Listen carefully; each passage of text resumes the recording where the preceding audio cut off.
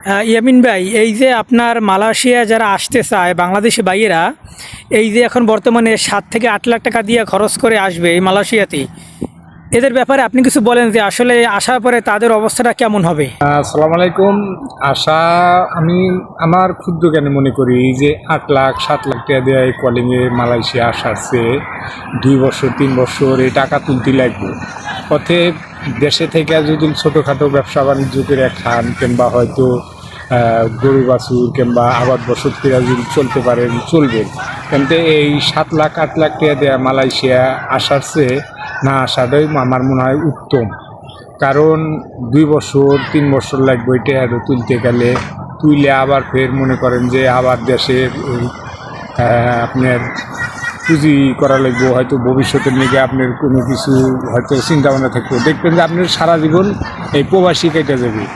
আসলে এই যারা মালয়েশিয়াতে আসার আগ্রহ, আসলে আপনি যে কথা বলছেন এই কথায় আমি একমত, কিন্তু তাদেরকে আমরা বলি যে আসলে এই মালয়েশিয়াতে না আসাই বেটার হবে। কারণ আপনার 7 থেকে 8 লাখ টাকা দিয়া যদি আসেন, এই টাকা তুলতে আপনার অনেক সময় লাগবে।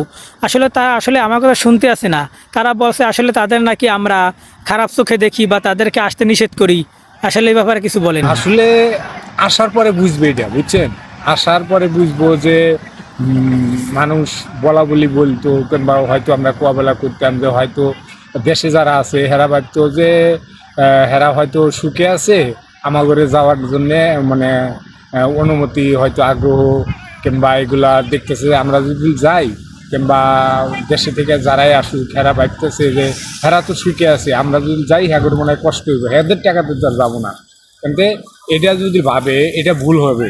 তে মানুষের কি বলবো, ভাষা নাই। ঠিক আছে, মালয়েশিয়ার অবস্থা মনে করেন যে অনেক টুক, মনে করেন যে একদিকে ভালো আর একদিকে খারাপ। আর বিশেষ করে মনে করেন যে টুরিস্টে কেউ আইবেন না, মালয়েশিয়ার টুরিস্টে কেউ আইবেন না।